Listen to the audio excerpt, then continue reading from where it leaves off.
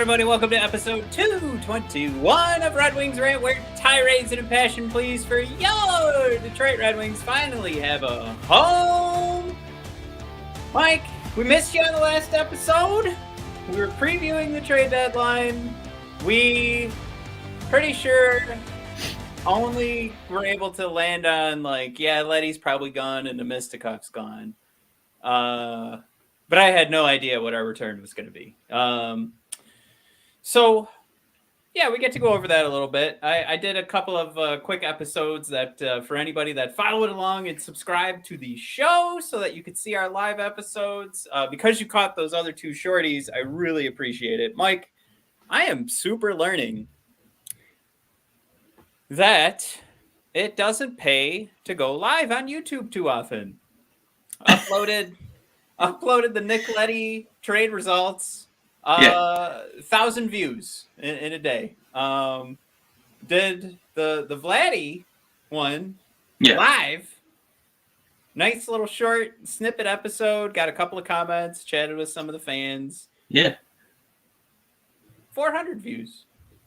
I think it's because I upload those videos. I think YouTube serves them up in a different way. It's kind of weird. But anyway, depending on which one you found us with, I really appreciate it. You guys definitely had a blast with that. A lot of different opinions coming left and right. Whether or not that was a good enough trade deadline. Of course, we have some thoughts. I think I shared a few of them. Mike, you get to share your thoughts on the trade deadline.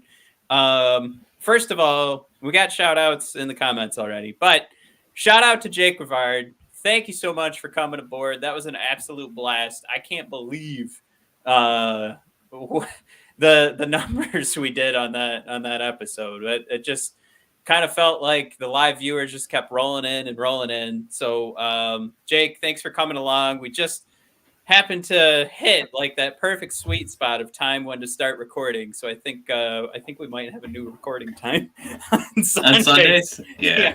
So I appreciate everybody that tuned in for that episode as well. But of course, Tristan thrown in there. Babe, time to wake up. BOD podcast is on. Tristan, what's going on? Chewy's aboard. Chewy, what's going on? Chewy. Hey, look at that cool shirt in his thumbnail. Oh yeah, Chewy's wearing his Red Wings ring. Hey, my dude. Nice. Actually, I'm glad that Chewy and Mike, I'm glad you pointed that out. I'm glad Chewy changed his thumbnail. Mike, we said for every fleece, we would give away an Yzerplan fleece. So here's the thing. We're not going to. I'm just kidding. I thought it would be funny if we laid this out and we're just like, we were just kidding. We just wanted people to show up and watch the live episode. No, Mike, I would say one fleecing on the trade deadline. Fleecing, I mean, it's so hard to define, but you could almost make the argument that, there is sort of an element of wash. We really don't know what's going to happen with the Nick Leddy trade. I said initially fleece. Fleece just seems like a strong word. But I think it just is one where it was obvious to me the Red Wings won. I think for Vlady, I think you got fair value. I think a lot of people are upset about that. But for the sake of this show, for the sake of this game, Mike, we're going to give away 2 sweatshirts. We're going to pretend that we fleeced the Dallas Stars. So we've got 2 sweatshirts going out today. What you want to do is chat with us in the comments. And what we're going to do is pick a couple of folks at random I guess we have to do it at the end of the show because we don't want to miss anybody. But we're going to collect all your names, throw them on a spreadsheet here, hit the go button, and we'll have a couple of names at the end of the episode who will be going home with an Yzerplan sweatshirt. It's titled the Yzerplan Fleece. So, yeah. I think, do you want to open with the trades first? Yeah. Okay.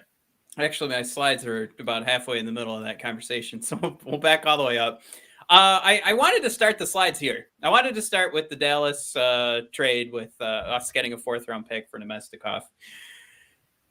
2024 4th-round pick, So we're a couple years away, but it doesn't hurt to start throwing some eggs in that basket. I mean, it's one of those things, like, looking back, I think we wish that some of our 2022 picks that we traded for were actually 2023s. So you're diversifying your portfolio. I like it. I'm a big fan of this. You don't want to. I think there is something to not having too many draft picks in 1 year. I know that kind of sounds silly, but there is an element of organizing all these guys and being able to develop them and put them in the right spots, and not having too many, I think, can hurt. I'm sorry, having too many, I think, can hurt. So that's, like, I don't know, maybe would affect your decision on what year I'm okay getting. It's like 0.5%. You know what I mean? So there's an element to it. I think you could make an argument that there's a good reason to do that. And really, the long and short of it here is I just think I'm not upset about it, and I'm trying to justify it. But also, if this was a 2025 fourth round pick, I'm still fine with what we received here, because we talked about a fifth or a sixth for Domestikov. I mean, we have to be realistic here. He did play first line minutes for us, but not such a great lineup. So I'm just going to go ahead and say it. I'm cool with this deal. I think Vlady's even probably going to come back in the summer. Trevor Thompson tried to get an answer from Stevie. Of course, Steve, being the genius that he is, reminded Trevor Thompson he can't actually comment on whether or not he's going to attack anybody in free agency. That would be considered tampering. Exactly. But I think his answer still laid out a strong possibility that Vlady would return. Let me say, because putting these two trades together, Matt, I feel like I no longer have a grasp on what human worth is. To kind of expand on that, we're here every night. We see what Leddy brings to the table. We see what Domestikov brought to the table. And I think if you were to ask, not a casual fan, somebody who actually watches the games every night, kind of keeps track of the stats, has an interest in the what we call affectionately the deep cut analytics, and we also try to mix that with the eyeball test. And I feel like 9 out of 10 people would say Vlady was a more valuable contributor to this team as a defensive forward, who we could kind of sprinkle in a lot of minutes on the third line, or in a pinch put him on the first or second line, play a lot of roles for you. Not ideally your power play contributor, but you'd rather see him on the penalty kill. Pretty diverse guy, I think, in our opinion. Yeah. So for him to only fetch a fourth rounder, and going to Dallas, which if the playoffs started today, I think they squeak in at the 8th seed. So I don't know if he's the last piece to make them a cup contender. So really just a puzzling move, I guess, from Dallas's side. And then I guess I don't know what the other opposing GMs were watching, because I don't think it was tape on Domestikov's 2021-2022 season, because I don't feel like he's only a fourth rounder, especially when you see what we fetched for Leddy. And I mean, we saw it every night. What the Blues are trying to cash in on is that Leddy's numbers weren't there, but he was playing on the Red Wings. But that's what they're banking on. And I feel like we watched him every night. We gave him opportunities, on special teams. We let him, have opportunities to try and play with Seider. And it didn't feel like he was, tanking it because he's playing on a non-playoff team. It kind of felt like maybe he's just a little overvalued. So as far as a fleece goes, Matt, I feel like this is another highway robbery for Yzerman, who got a second round pick back, and two I don't want to use the word prospect because they play in the NHL, but two guys that we can kind of experiment with and see if they pan out, and they're guys we can give some real minutes to. So this felt like highway robbery to me, and putting those two trades together, again, to come full circle. I don't understand human worth, because if they're watching Nick Leddy tape, I didn't feel like, we're really missing out on an asset. It kind of felt like, we tried this experiment, not really for us. Well, yeah, I think what stinks is that we just both talked from one side, from liking it and disliking it. I feel like no, I like the moves. I like this trade. Did you not like this one? Oh, I did. I was talking about the Nemestikov trade, and I said it was fair value, but you took a huge dump on that. That's that's what I was talking about. Yeah, we can disagree on stuff. No, yeah, we can. You didn't present it as a disagreement. You came right in just like, Vlad deal wasn't great, and I was like, wait a minute, I just said the exact opposite. I just thought I don't understand. If you watch both of those tapes together, I mean, do you really see Leddy is that much more valuable than Nemestikov? I think what I'm also taking into consideration is like what the perception is league wide. Like Leddy came in to this season getting asked if we would be able to fetch a first round pick for him, and we've mentioned that before. Right. Nemestikov has moved, I think, for the same value before, so it's just kind of one of those things where you've been defined in one area. Where it doesn't feel like the GMs who were part of these trades with the Red Wings. It doesn't feel like they were watching tape. It felt like they were kind of going in with preconceived notions about what both players were without watching them this season. I'll say this: Nemestikov had a pretty good season. I think he played a lot of good minutes with some of our best players on the team, and I've always said Nemestikov is a very unique asset because he can do everything, but he's not amazing at one thing. And I think at least in the past for Nick Leddy, you've seen him be amazing at carrying some offensive play as an offensive defenseman. So I think you're kind of taking that chance to like bring in, like if you're lacking something in one area, you want to bring in that one thing. I think the idea of bringing in a Nemestikov who can do everything, but not a single thing is he going to change your team? Is he going to fill the hole? He's just like, he could fill any hole. It's just not going to be completely full. Where maybe if you are lacking performance from your defenseman offensively, you could bring in a Nick Leddy and hope for a little bit of a boost based on his past experience. Obviously not based on this year. I think we saw flashes this year, and I think it might even be fair to say, I talked about this with Jake. I think we've talked about it too. You bring in a guy like Nick Leddy, the conversation that Yzerman had on his post game, or I'm sorry, after the trade deadline press conference. What the hell would you call that? What do you call that? What the fuck? Anyway, press conference works. Yeah, that's fine. Yeah, his post trade deadline press conference. He said part of the aspect was here he wanted to bring Nick Leddy back, or he was in contract negotiations. Those didn't go anywhere, so he moved him. So I think there's an element where if we're always trying to guess, are these guys motivated to play? Are they motivated to do everything they can for this team? You can look at it on the ice, and sometimes we can infer a guy's playing kind of crappy, and maybe the motivation's gone. And we've said that before about, certain games where Nedeljkovic gave up a ton of goals because there was no defense. Sometimes a ton of goals were going in, so we said, well, yeah, maybe the defense just gave up. Nick Leddy doesn't want to sign with us, Mike. So, I mean, there's a strong possibility basing, his performance and the fact that he didn't want to sign with us that he wasn't very happy here. So you saw flashes this year. We had one really good game out of Nick Leddy where he was dancing around his opponents, creating offense. And it might have been one of those things where, I mean, we could speak to reality. Coaches can talk, GMs can talk. They can let Leddy know, hey, there's scouts here.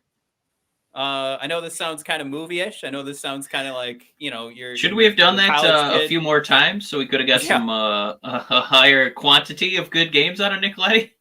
Hey, the Avalanche are here. You should lace them up and actually give a shit tonight. I'm just saying, because of how the flashes of Nick Leddy's play were so great when they were good, and how often he would just disappear. My guess is that there was a motivation issue. There was a I don't want to be here issue, again, not re-signing with us. And I think we'd be crazy to think that there isn't an element of, hey, there's scouts here. If you want to get traded, here's your shot. I think we'd be crazy to think that those conversations don't actually happen, because these guys are all human beings. They're all real. And I like to think that those real human beings would have real conversations. Now, Mike, we've missed almost an entire episode of comments. Oh my God, we got to get those in there, please. Tristan throws out there, and I wanted to save this until we got to the Blues conversation, but you just roll right in there. I want to do a big old transition into the next trade. Knowing Steve that 2023 second will become a first line center. Fingers crossed. Yeah. Curtis is mad at us. We started too early. Curtis, I got to roll when the kids fall asleep. I apologize. Chewy's throwing out there, there's always a method to the Yzerplan madness. I think that goes along with what Tristan was saying. I think these are always just one chess move, and sometimes we have to wait a little bit longer for the grand finale. Tristan bringing up some bad news, reminding us that Hurdle signed a long contract. Hampus Krampus also signed a long one, so our two favorite free agent targets are gone. But Tristan throwing out there, we probably have to trade for a center in the offseason now, right? And well, I don't know. I think we're gonna dedicate more time to this discussion. But you and I saw that it looks like Forsberg is still not signed an extension, so there's still a shot we could get him from Nashville. Matt, I know you're gonna roll your eyes, but maybe Kadri. And to tell Tristan too, since he wasn't a part of the conversation, we're not, obviously Forsberg's not a center, but we were just trying to spend some of our money in the off season. So we are still looking, I'd have to do more research to figure out what would be a good trade option, because I don't know if you even need to play the game. Well, I don't know how you can play that game fairly when you're trying to simulate Steve Yzerman's brain because of the way he just plucks, people like Nedeljkovic out of thin air. So I don't know who's on the table when it's like a normal GM versus when Yzerman's making a call. Tristan thrown out there, I personally don't think we bring back Vlady, only because when Steve was asked if we'd re-sign him in the offseason, his answer was, that's a possibility, but our ultimate goal is to be a better team for next year and use this offseason to do that. Tristan, what I gathered from that, I lost Mike. What I gathered from that comment, especially after he told Trevor Thompson off, is that all those possibilities are open. I don't think the market for Vlady will be too hard to sift through. I think Steve will, especially if he wants to. Like, there's always this, we have no idea what Steve's thinking. We could both say, I think Steve's going to give it a thought. Tristan says, I don't think he's going after him. I think if he does give it a thought, I think Steve's on the top of that list. Yeah, Tristan, I think we both gathered different things from that same comment, like I addressed earlier. Chewy, a big fan of the size of Oskar, of course, 6'3", and size of Jake. Not too shabby, 6'1". It's not a tiny guy by any means. Not the largest defenseman that Steve Yzerman has ever brought aboard any of his teams. But yeah, pretty good size for both those boys. Yeah, we do know Steve likes them big. Yeah, Eric throws out there, Leddy trade was name value only. Eric, absolutely. I don't think anybody watched this tape this year. I mean, I'm stunned that we got our second rounder back. I thought the way he played, it'd be a third rounder and maybe somebody, some prospect you haven't heard of, but guys who are actually playing in the NHL, and Steve got his second round back. That's an Yzerman fleece right there. And you know what? I'll throw this in there too.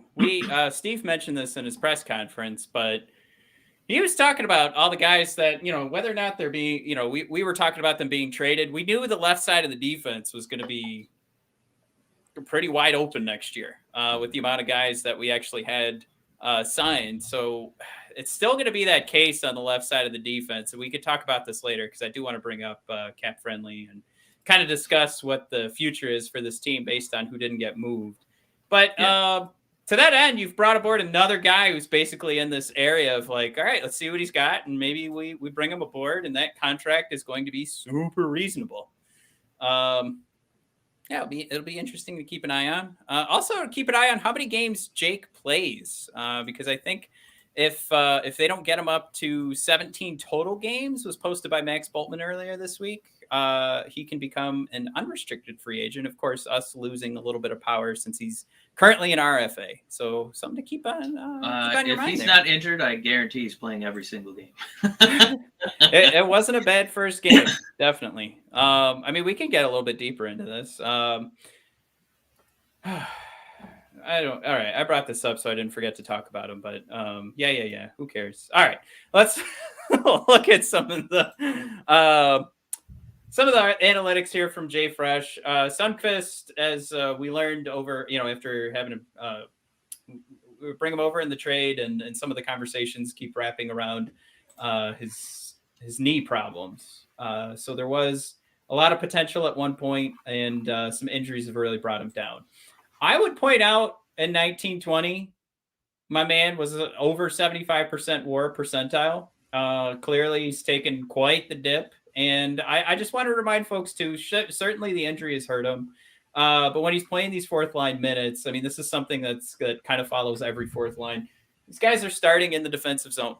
And that's one of the things I feel like gets missed all the time when these analytic tables are built, is that clearly you're going to benefit when you're starting in the offensive zone, especially when these analytics are based off of shots on net primarily and attempts on net, but then vice versa. So I'm not saying get super excited about Oskar. I'm just saying there's some potential here. And I think he showed at least some tenacity on the offensive side. We saw him crash in the net that kind of helped Joe Veleno get that first goal. Of course, Flyers defense did a great job of setting a pick as well on Carter Hart. But I think the one that everybody seems to be more excited about, 25, or I guess, wait, is he 20? Is he 25 or 26? I thought he was 26. Anyway, Jake coming in, again, like we just mentioned, 6'1", left side defenseman. He is an RFA if we can hit those 17 games. But pretty much, I mean, from the analytics side, we know he's not playing the toughest competition in the world. You can actually see Jay Fresh measured it as a 3%. 26, by the way. 20. Okay, so yeah, this is wrong. Level of competition, bottom 3% in the league. So he doesn't he doesn't have like the toughest assignments, but he doesn't get those not tough assignments and fail. He succeeds. I think that means he's ready for the next test. We can see what's going on, but ultimately, I think this is definitely the one that if you want to like big brain it and pretend like you know more, as I'm doing, I'm way more excited about Jake Walman. Probably way more than I should be. I can admit that. Let's be real here. He did have a pretty good looking first game. He does attack pretty hard in the neutral zone, and we are in desperate need of effort like that. But yeah, so it's like you mentioned. I think it's good we got a couple of bodies. I think it's good we have another potential guy we can bring along with us for next season, because that left side, it's pretty hard to fill up that many spaces. Who knows what Mark Stahl wants to do? He's at that 1,000 game mark. He's got his beautiful family, as we saw the other night. Maybe it's time to call it quits himself. Who cares if we want to bring him back? Does Mark? Yeah, want to wrap it up. Yeah, I mean, it's it's like, it's not going to make an impact like we expect Edmondson to next season, but you can see that most of his numbers are coming in even strength, offense and defense. So he, again, just kind of showing he's going to be more of a depth guy, and they're just putting him. They're going to try to put him in situations where he can succeed. I know you were talking a little bit about before the show started, kind of with Lindstrom. My God, is this some way we could get those two on the same pairing and see if they can actually figure it out together instead of just playing like the bottom tier opponents. See if they can somehow figure out a way to raise that plateau a little bit. But yeah, I mean, it's not like Leddy was playing like a number one or a number two. So I mean, you arguably got your second round pick back, and you basically got another bottom four defenseman. The way he not awful. I don't want to completely throw him under the bus, but I think we were underwhelmed from what we got. Good. I just want to throw out there too, for anybody of course, listening on the podcast, we have to describe this a bit, but we're bringing up the Rap'em charts for Oskar Sundqvist and Jake Walman. This is the comparison chart. Clearly, we're not trying to compare these guys, but brought this up just to kind of show through two different models, Jake actually passes the test here. And I was going to say the eyeball test, but that's because we're looking at a visual chart. But he passes the test at least from expected goals for, Corsi for per 60, expected goals against per 60, and Corsi against per 60. He's in the top half of the league of finding success. It's the finishing while he's on the ice is not there. Mike, we just talked about it. He's not getting a ton of minutes. Guess who he's playing with? Guys who aren't going to put the puck in the back of the net. So not a big surprise that goals for per 60, not super high. Something a lot of people, again, will forget as they go through these charts. Don't forget it, folks. Don't forget it. All right, so again, a couple of good-looking tables here. Well, I'm sorry. One good-looking table. Easy, yeah. Other one bad. Woo. All right. All right.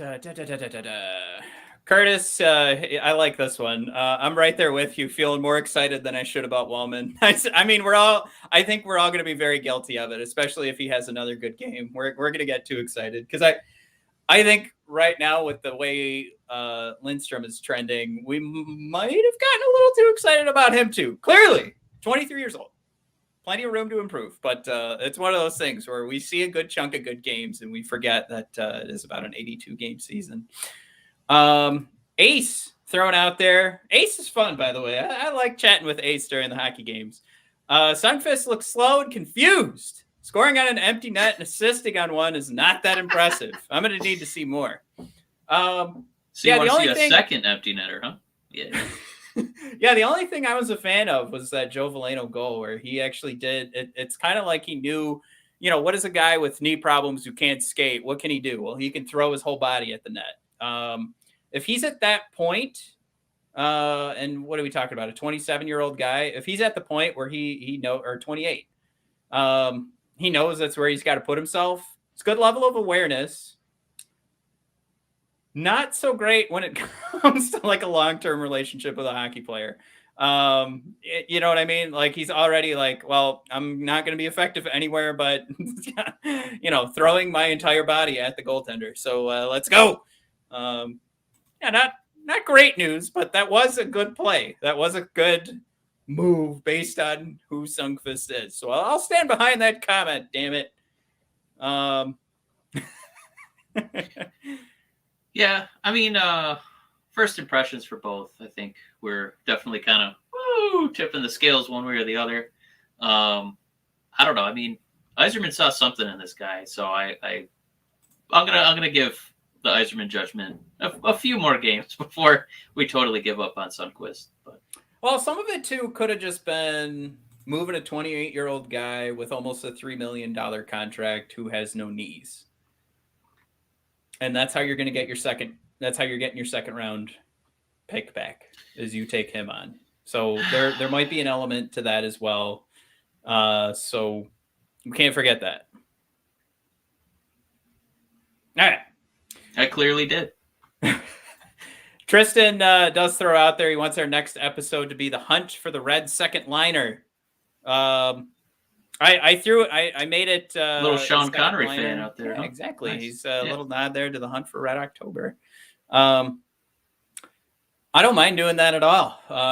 That's a lot of research, though. Well, Matt has work every day, so we'll see what happens. It's gonna happen. I can't guarantee it's gonna be the next episode, but we're right now already talking about we got to get a good base on free agent. We've talked about it all year, but the only thing we've done free agent wise is talk about your guys who are in top 6 positions right now. And we've kind of weighed our options there, but I think it's time we're going to have to go a little bit deeper for free agents. And then we can take a look at who's potentially a good trade target as well. And we'll do that. I can't guarantee it's the next episode, but everybody just keep tuning in every episode and you'll find out.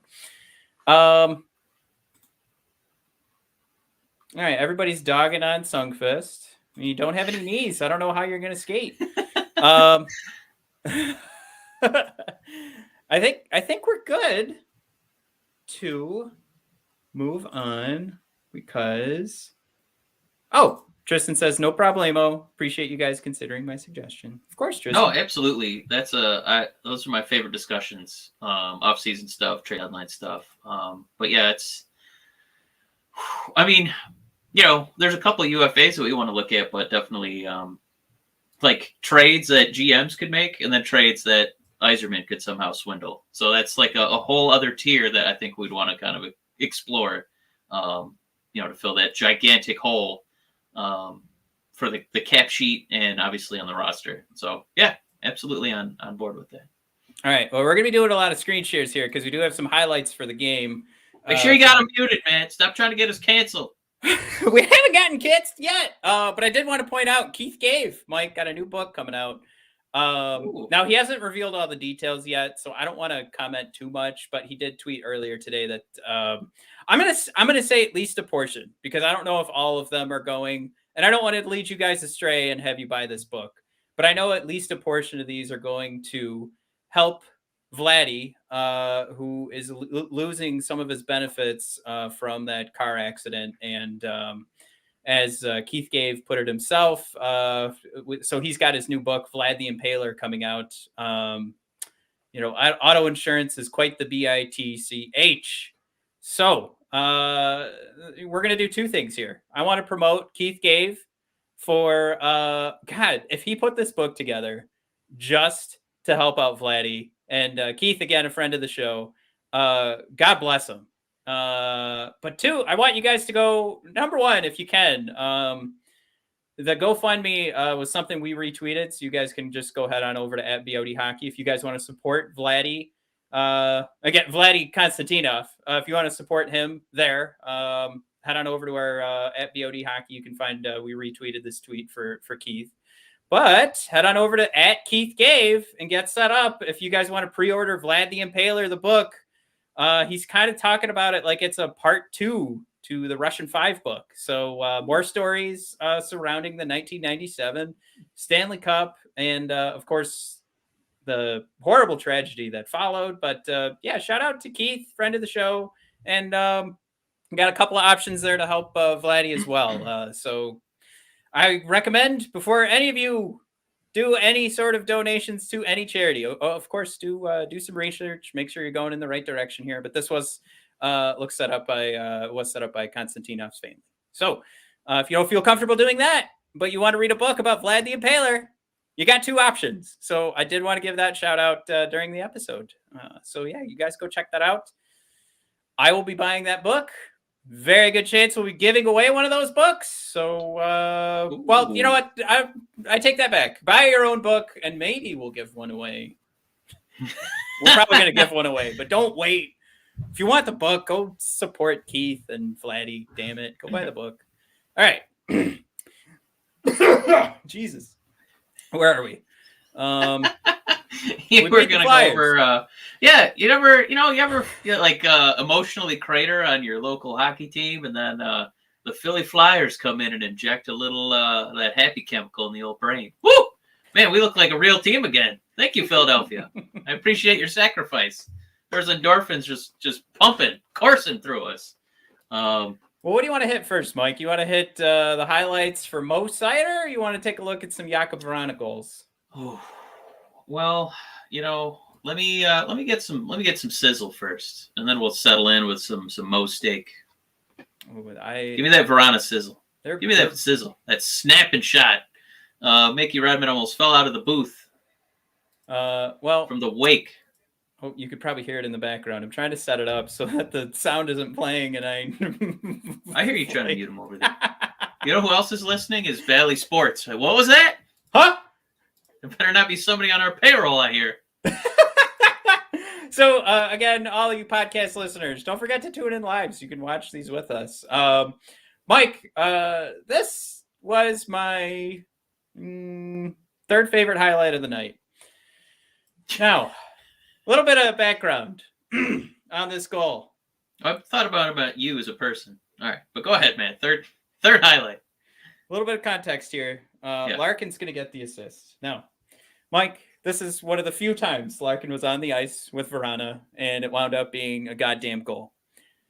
I don't know how many times and how many different ways I need to say that I want to see Vrana playing with Larkin. I got it. I got it last night. Did you feel good? And my man Vrana got wide open, and Larkin knew that Vrana was going to get wide open. He knew that he could pass to Vrana. Vrana was going to put it in the back of the net. It's just, that's what we're about to watch. I don't know why I have to get this. Oh, but we need our second line. No, no, we can have a one good line. We're not going to the playoffs. Please, can we stop playing this game? Because I want to see 60 minutes, Mike, of this. Larkin coming in. Let's just stop. Look at this. Vrana knows what's up already. Larkin right now, when we have another highlight of this. I count 1, 2, 3, 4 Flyers staring at Larkin. Yes. Vrana just kind of hanging out by himself on a wide open island. You've got all 5 Flyers on this replay. And he's in the happy zone too, right in the center of that beautiful circle. Woo! If we pull up that other replay in a second here, which I know you guys like waiting 5 minutes for the next replay to pop up. That's our favorite thing, man. Yeah. Larkin's eyes are staring at Carter Hart. And now he's done staring, and he's going to whip the puck on over to Vrana. Look at that's a wide open net. Can we say that? That's fair, right? Wide open net for Vrana. Boom, goal. Vrana's pointing at Larkin, but damn it all to hell. I love Larkin, but this play does not happen if Larkin doesn't know that Vrana's right there. Yeah. I don't know what's more beautiful, that play or the sound Mickey made when he was trying to analyze it, and he just sounded like me taking a bite of like a perfectly cooked steak. Oh. He almost ran out of words. It was just sounds at that point. But yeah, this is the fastest I've ever pulled up replay number 2. So this is Larkin's got the puck. He's already moving in the zone. Look at his head. Stared straight ahead. The whole defense is like, oh my God, we got to either get Bertuzzi or block Larkin. Oh, oh God. We're so screwed. There you go. Bingo, bingo. Man. Please, call me a moron. It's fine. I just want to see these guys playing together. That's what I want. That's what I want. Yeah, Philly, I love playing the Flyers. Oh, man. I could play them every game. Are we 4-0 now this season against the Flyers? I know. I'm like 99% sure we've won every game, and it felt like pure domination every single time. We were like, wow, these guys are pretty good. We're going to be in the playoffs. This looks great. Yeah, this was a great next game, especially like we haven't looked at the advanced analytics yet, but you could tell this was a team that didn't have Claude Giroux anymore. It was, I think their expected goals for the game was 1. So yeah, they did pretty good. Pretty easy number. 3 of them. Yeah, good for them. Now this is the other side. This is just kind of the idea. Like if you could get Vrana and Raymond trading off on who's going to be shooting from either side of the net. Man, I hear sound. Oh, God.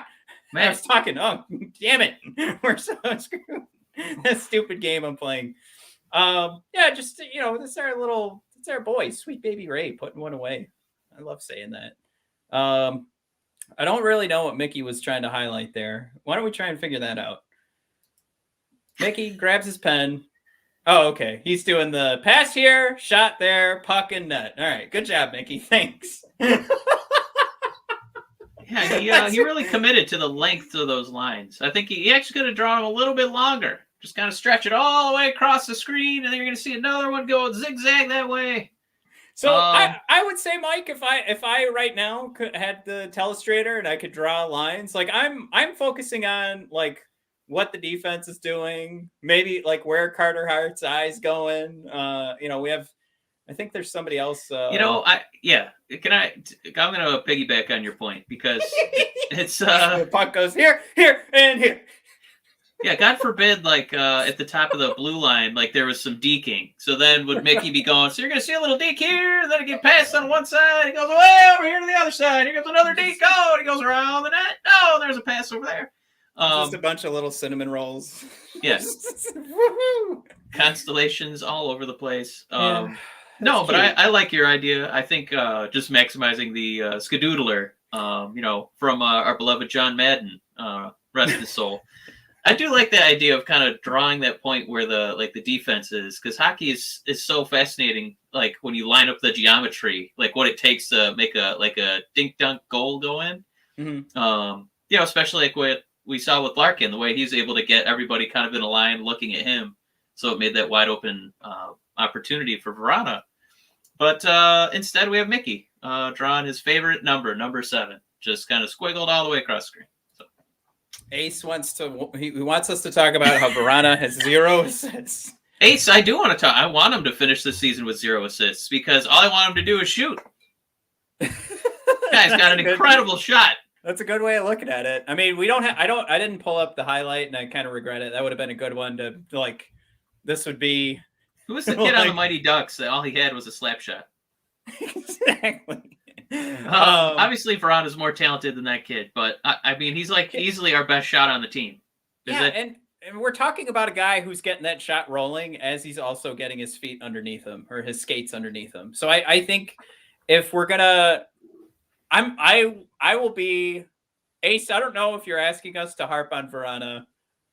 He's probably the last I think he's being tongue in cheek, I think, but and eventually he's gonna get some assists. It's just this team has so much trouble scoring. It just kind of feels nice to see somebody who has such a natural affinity for it, like just showing off their talent, like on a game by game basis. And yeah, Curtis right on board with us. Vrana has no business passing. It should be outlawed, where Blashill benches him for a period if he passes. Like when go ahead.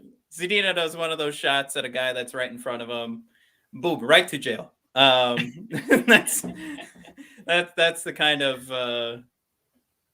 quick. I like that esoteric Parks and Rec reference, man. You know what? I'm cheating. I used it right earlier. To jail. I used it earlier today, so that's Fred Armisen. That'd be a good one. I got to cue that one up. We don't do enough GIFs. We've got a couple of them, and I feel not normally used in a lot of podcasts. I think you want to out there maybe get some drops. Oh yeah, we probably need drops. Probably maybe an audio drop instead of a visual drop for a podcast. But man, I know that you. Interested. Anyone remember Teemu? Pulkkinen. Yeah. This was one. This was one where I talk about where we try to big brain the NHL and we get too excited about a prospect. This was a guy, I think he was the last one, from a forward perspective, where I was like, I'm never getting tricked again.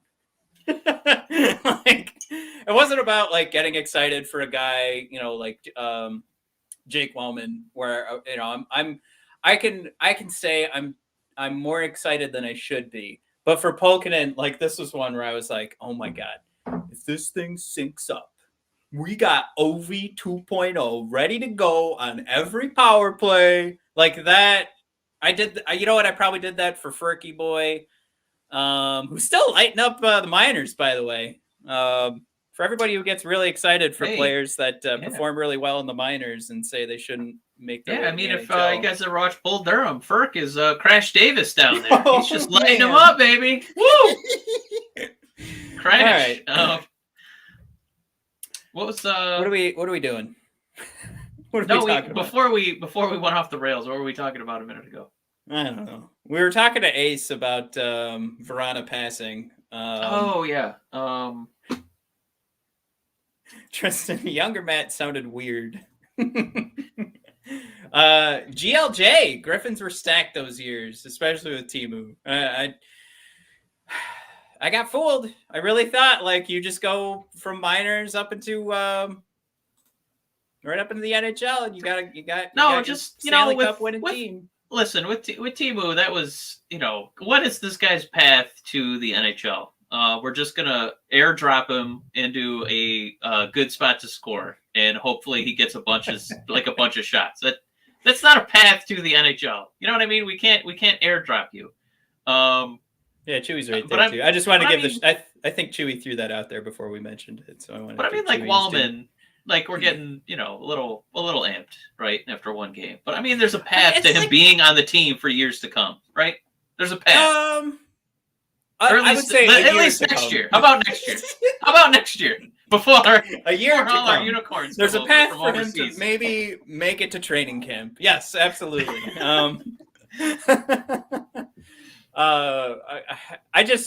I think the way I look at Walman.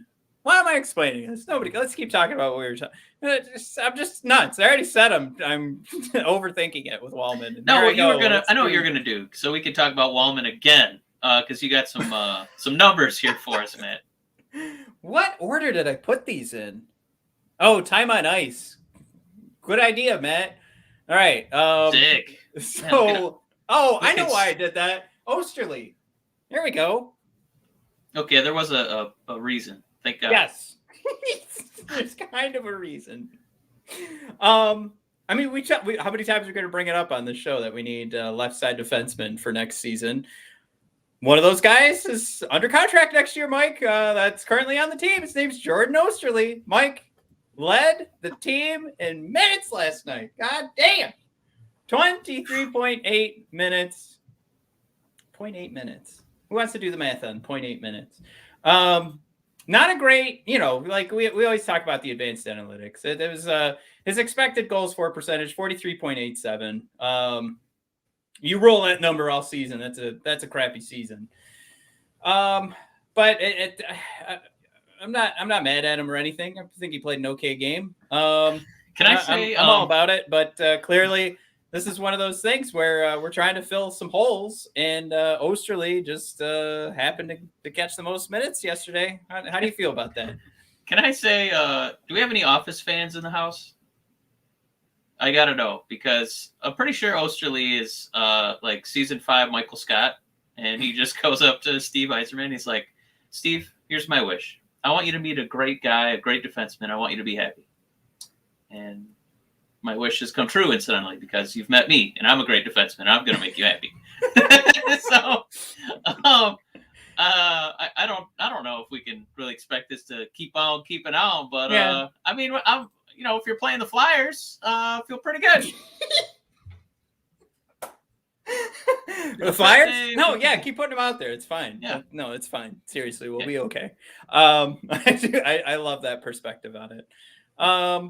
Yeah, I would just say they're giving these left side defensemen a shot. Let's see what happens. I'm trying to hold back the laughs here.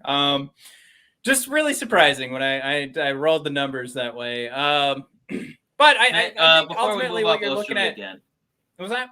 Before we move off Osterley, just one last question. Yeah. Was that deliberate? Or do you think at the end of the game, Flash was like, what? I don't remember doing that. Combo of playing with Mo Seider, so he got those extra minutes that way. All right, yeah. Sorry, I ruined your. You wanted to have fun. I keep burping. I ruined it. You're fine. So you got the cat sheet here. Oh, you know what we never did? No, we're not doing that yet. Oh, Mike, we got Mo Seider highlights. Oh man, we almost missed that. Yeah, man, make sure. That's the only reason people tune in. Oh my God! Watch him. Watch people try to crash into him, and he just swats them away. I lost one of them. Give me a minute. All right, man. All right. So Mo Seider, Mike. I don't know if you know this. He came from Germany. Really? Yeah. The country? Here it is. I found it. All right, good. Yeah, the country. All right, let's talk about what other possible Germany. He's not from Frankenmuth, Michigan? Okay. But you got the highlight queued up here? Or are we going to talk about fudge and cheese? We're going to talk about fudge and cheese, actually. It does sound pretty nice. All right. Now, this isn't everybody's favorite highlight from yesterday. This is our second favorite Mo Seider highlight. A pesky fly comes at Mo. Now, I had this queued up a minute ago because you were talking about Mickey Redmond doing all of his cinnamon rolls with the telestrator.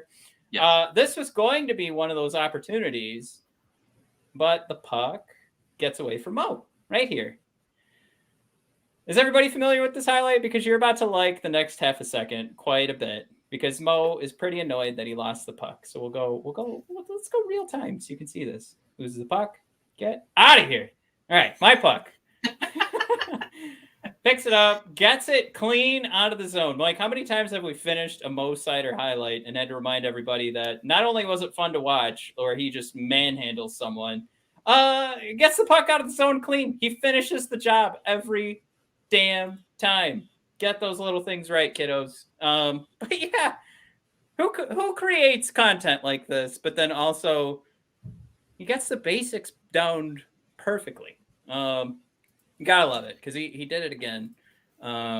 He always reminds me, like, if you go to like if you're gonna play basketball a bunch, like against a bunch of like kindergartners, and you could just dunk on them, and you're like vastly oversized and more powerful, and you hold them to 0 points because their little arms can barely get the ball up. Like that's what it looks like when Seider's playing against other adults. Now, some of my favorite comments, Mike. This was our hottest tweet yesterday. Some of my favorite comments. Seider's a goon. This should have been interference on Seider. These are coming from Philly fans. Good on Seider to bully a guy that's 2/3 the size of him. All my favorite comments, Mike, because they all forgot that he didn't initiate the hit. It's another guy trying to run at Seider, and Seider he moves the play, gets the puck where it needs to go, and then he punishes him. He punishes another pesky fly, trying to make a name for himself on little Seider, little baby Seider. He's not little, but baby Seider. Man, awesome. I just don't know how you could be throwing shade at Seider. I mean, you can't get mad at Mount Everest because you tried to climb it and you died. Like, that was your stupid idea to go up there without a Sherpa. Why are you trying to bother Mount Seider? I don't understand. Mike, does this continue to happen next season? Because I can't remember. I can't recall another player in the NHL that gets run at like this. And it's not one of those things where it's like, oh, the rookie hazing's going to end. No, are these guys going to stop running at Seider because they hate getting embarrassed and clowned by Seider? Because that's what's going on. I gotta say, these guys I think they're just trying to get famous, right? Like to be the one to finally topple him. I mean, that could be the case. He's been hit before, like he's been knocked down before, but I don't know. Eventually it's gonna stop. I don't know where Seider's eyes are physically, like geographically placed on his skull, but he sees things like he's like a deer in the woods, where his eyes are like on the side of his head instead of like facing forward. So I don't know how he just always lines these guys up and like takes no damage from this. Incredible. Now, we highlighted earlier, Mike, that Dylan Larkin was making space for Vrana. Yeah. By, of course, keeping an eye on Carter Hart and Tyler Bertuzzi in front of him and giving the no-look pass to Vrana. Mike, we've acknowledged the hockey brain inside Mo Seider multiple times this season. Yeah. Does Mo have these guys queued up in the periph and is going for the no-look hit? You mean, does he have this? Are these premeditated murders that he's doing on the ice? Like when the shift starts. When the shift starts, do you think he elbows a guy next to him and he's like, "Watch this," and then he goes out there and plays past him a little bit on the red line, and then kaboom! Keeps his head down. Yeah.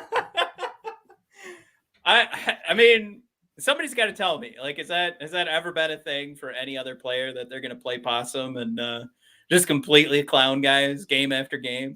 Yeah, I don't know. He's got to be doing something that, like, oh, this is going to be my shot. Like, he's not looking. But bang! Every time. Bam! Look at that guy. Oh, he fucking went airborne. Talk about getting clowned. Chris C. brings up Pavel Datsyuk used to do this all the time. Oh, Mike, Chris got clowned. Chris trying to get a free sweatshirt over here. Woo! Dropping some Datsyuk love. Yeah. You know how to pander to us. Woo! Oh, yeah. Also, Mike, you might, I don't know, if you just want to pick Chris, he also loved your analogy of climbing Mount Everest. So you've got a fan, Mike. There you go. If anybody isn't aware, we are giving away two, count them, two. What's it called? I'm hesitating because I can't remember what our sweatshirt's called after finishing that beer. Yzerplan fleece. Our Yzerplan fleeces. That's right. We're giving away 2 tonight. This episode's almost wrapping up, so you guys want to stick around. Hit that like button for us while we have so many people watching right now. That do us a great deal of good. But yeah, we have a couple of sweatshirts we want to give away tonight. Don't worry, if you're new to the show, you can still win, and it's not completely littered with Red Wings Rant logos. It says another Yzerplan fleece, and of course it's a fleece, so it's a fleece. Oh, I see. Yeah. Oh, did you just now got that?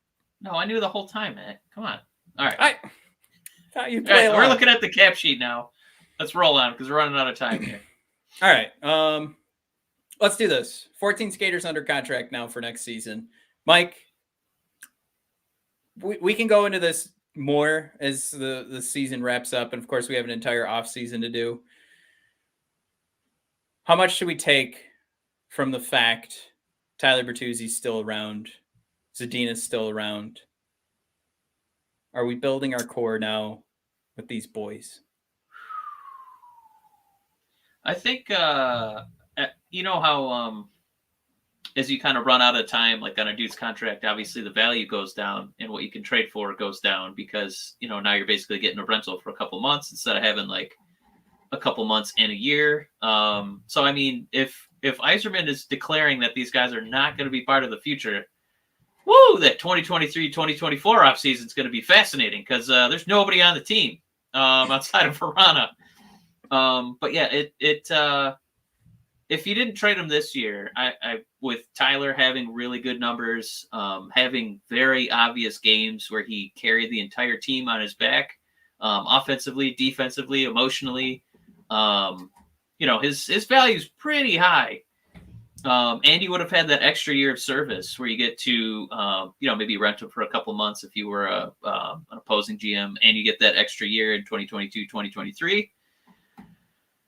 I guess that's, you hope that means that Yzerman's going to be re-signing him because I shudder to think what 2023, 2024 is going to look like if this guy walks.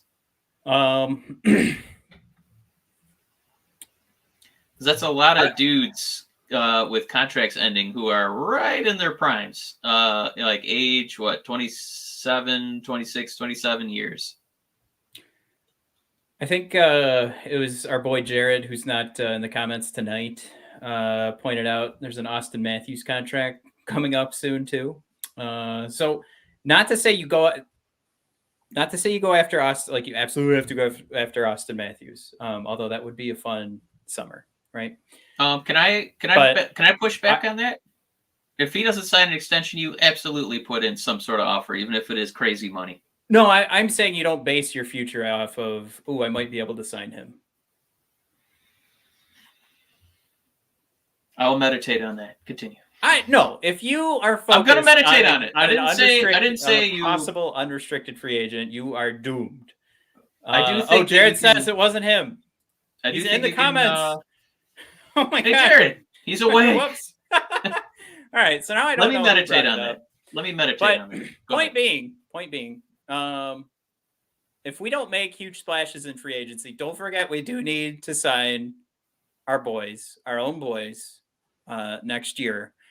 But there are future options, and we don't, if we want to say that maybe we'll be closer to being a playoff contender next year, maybe we're not making that big splash in free agency until we know that's the difference maker to make us that Stanley Cup contender.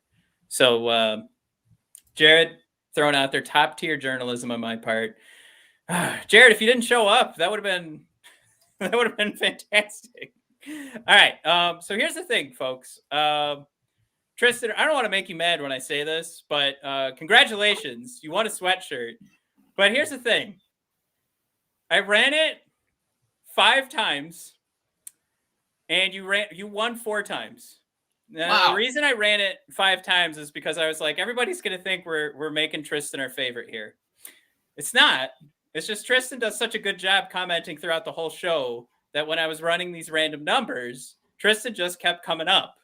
So, Tristan, congratulations. I can go back. I think we might have given you something in the past. So I think I might still have an address, but if you could, can you just email us?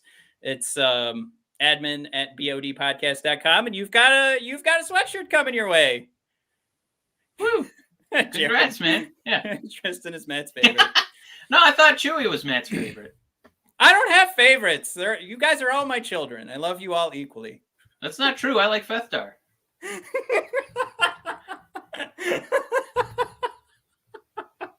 I'm just kidding. I mean, I do like Fethtar a lot, but I love all of you guys. So, that being said, Mike, winner number 2. Not Fethtar. He did comment once tonight, buddy. Where were you? GLJ. Hey. Yeah, I don't know. I'm just going to call you GLJ. So those are our 2 winners tonight. Hey, there's performance art. Performance art. You just missed out on winning sweatshirts. Oh. Dang it. That was a late bid there. Yeah. All right. Jared, performance arts in shambles right now. Matthew guessed 74. He says he's our favorite. Matt, he's going for a fellow Matt. I like Matt pandering there. Yeah, I gotta say, Matt Guess and Matt Chewy are probably they're in my top 5. All right, there he is. GLJ, you heard directions to Tristan. Please email us. It's admin@bodpodcast.com. What I need actually from both you guys, they come in red primarily, but I mean, if you want black, I guess you could have black. But tell me your size and what else do you get for Switch? Oh, and I need your address, and then we'll send those on over. All right, Mike, real quick. Let's do this. Let's do it. We've got. Oh, I did mean to go over how much cap we have. That was a slide we're gonna skip. We'll go over that. We'll go into that deeper when we're doing our breakdown for our new center. Yeah, let's touch on the game real quick. Mike, based on this, we're looking at Jay Fresh's team by team breakdown, and we're looking at the matchups: Red Wings versus Islanders. Mike, the Islanders should absolutely lunch us, despite us both being pretty low in the standings here. You want to take a quick hit? Islanders or Red Wings? Well, I feel like we broke the seal. I don't really have a lot of respect for the Islanders. I'm sorry. It is a road game, but I think that ice cold streak is over. They got a little bit of that Philly juice kind of coursing through them right now. Like, oh yeah, if we just shoot it, that bad boy's going in. Yeah. I don't care about no number 3 goaltending. We got goddamn Nedeljkovic back there, and he's growing that hair out like a beautiful lion. We're going to take the goddamn Islanders down, baby. Woo! Give me a win for the Wings. Oh, you want to score so 2? Fun. You want to score 2? All right, give me 4-3, because I think that Philly juice, it's still coursing. So I thought you were saying that the Philly juice was going to get us overly confident. And the Islanders were going to win. Yeah, but we needed some confidence. When we were on that tailspin, it was just like, fuck, another loss. And I think that was our first F-bomb. So I'm sorry. That's okay. Yeah, all right. Well, I'm going Islanders win. Mike, next up, Tampa Bay, Saturday at noon. Noon 30, actually. This Saturday, Tampa. Mike, we do horrible in day games. Yeah. We are not morning people in Detroit. Matt, this game will be no different. Give me 12-2 Tampa. Tampa to cover, if I may. Yeah, that might be a good pick. Yeah, we're horrible in day games, so I'm going Tampa. Especially, you know what? Let me back off on the 2 part, because usually Tampa will play like their emergency goalie against us. Like, I don't remember the last time we actually saw Vasilevsky. He always gets a break when the Wings are on the schedule. Performance Art says how many games are left. I think we have 19 left. So then we've rolled through 2 of those 19. And then we've got Pittsburgh. Mike, this is all right. You've got 24 hours, okay? Because it's Sunday at 5:00, but it is the next night. but you have to travel to Pittsburgh. Not a far trip, but going from Detroit to Pittsburgh, but it is one day. And we're also the Detroit Red Wings. Pittsburgh fighting for some position here in the playoffs. I'm going to go 0-3 for these next 3 out of 4. Yeah, this is not the ideal time to be playing the Penguins. They're kind of firing right now on all cylinders, and the Red Wings, they got their Philly juice, but I think it runs out after one game, and we run into a couple of buzzsaws. Ace Fishing, very optimistic. They were going to get 8 goals against the emergency goalie for Tampa Bay, who was coaching Little League Pee Wee hockey probably the night before. Tristan does point out when Bertuzzi was going ham, we were playing Vasilevsky. So if Bertuzzi goes ham again, we got a shot. All right. Well, performance art. Wings win 10 of the last 19. Very interesting take. I would have said 4. Here we are. Look, I'm not going to be spending my DraftKings earnings on those performance art bets, but hey, if you want to, get an account. I think you get some money to start. Let me say this: we got some good Seider highlights. Vrana is good. He is. That Flyers team, Mike, we got 2 empty net goals. They almost tied it. Yeah. They got rid of arguably one of their best forwards. Yeah. And they had to figure out lineups. They had to get chemistry rolling. You know what? They put up 3. I don't want to hear your reason and logic right now. I'm trying to sip my red Kool-Aid, and I'm not prepared for this, man. I'm sorry. I'm not trying to be overly negative here. I don't want to be in the realm of logic and reason. All right? Give me my sugary sweet, Philly juice. Give me that for just one game before we go into the Tampa and Pittsburgh Blood Dome. It's not going to be good. I do have to say, coming up after we play 3 and 4 games, we've got the Rangers, which will be interesting because they're taking a slide because the MVP of the league has decided to do what most goalies do. We just talked about it in the last episode. Most goalies take a slide at some point. Igor, of course, trying to get it out of the way before the playoffs start. But I still think we might have an opportunity to take advantage of that. So that might be a win. I will say. So I'm being negative here, saying 0-3. But I do want to say home against the Rangers, as long as they keep sliding and playing like garbage like they are, we got a shot. I mean, they just got destroyed by New Jersey, and we're definitely in the New Jersey realm right now. So it's not totally insane. I see Jared's throwing out there 8 wins. 8? Tristan, woo! He had to one-up me here. Solid 5. Thanks, Tristan. He's like, whoa, 4? You moron. 5 wins, maybe 6. Drafting 6 overall once again. Oh, that's what he was saying. I thought he was saying 6 wins. Okay, so yeah, Tristan's got 5. Jared's got 8. Performance art having us go above 500. I don't hate it, performance art. I love the optimism. I'm just being I want us to tank.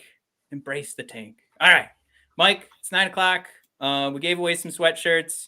I'm sorry. I don't want to mix up the letters. Give me a minute here, everybody. GLJ, Tristan, hit us up. admin@bodpodcast.com. It would be really funny, since I don't know your emails, if we just got a ton of emails flooding in of oh, give me this. Tristan, I'm in I don't know. I'm not going to make it. It was Matthew Fresh, right 74. That's me on my alternate email. Tristan, hey. Yeah, Jared Shaw at gmail.com. That's weird, Tristan. That doesn't match up. All right. I just accused Jared of stealing. Jared, I apologize. I also accused you of saying that Austin Matthews should be a target in a couple of years. So I was just accusing you of things left and right, so you can take it. I do apologize. All right. Chewy's got 7 wins. Matthew Guess, 7 wins. You guys commented at the exact same time. 7. Which one of be you an honorary is the burner Matt account? just for the night? Yeah. Oh, Jared, I'm just kidding. You're fine. You're not gonna steal sweatshirts. I was just kidding. All right. Curtis, he's going to pretend to be someone else. I did just get an email from somebody named GLJ, so I'll do some research. How quick are you guys with the fake burner accounts? It's awesome. All right, everybody, please, if this is your first episode, you had a little bit of fun, hit that subscribe button. Please, so you don't use your real emails. Oh, we'll go. Hit the subscribe button so you don't miss our next episode.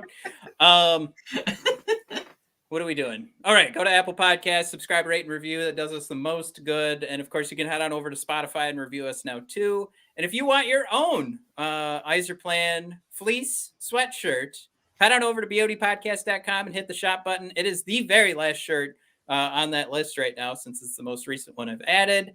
We also have our new Red Wings Rant logo you guys can check out, and hashtag Save Us Vrana t-shirt. That's right. That's available as well. Check all that fun stuff out if you want to support us. We tried to make all the t-shirts like under $20, so it's not too big of a hit. But yeah, the easy stuff. Subscribe, rate, and review on Apple Podcasts. Those 5 stars, a nice little ditty on Apple Podcasts does us the most good. Does us a lot of good. Yeah. Everybody, thank you for tuning in. I had a lot of fun tonight. I'm glad we gave away some sweatshirts. Oh, and don't forget, at Keith Gave, you can get more details on the Vladinator book. Don't miss out on that. You want to pre-order it to help Keith figure out his inventory. That actually is important. If you don't want to wait forever for a book these days, pre-order it. All right, everybody, thanks for tuning in. Mike, I missed you. I'm glad to have you back. Never again. Well, I mean, you're never going to miss another episode. Yeah. I walk off screen and come behind you and just all right. More people are signing in to watch, so we got to sign off before that keeps happening. All right. See you everybody.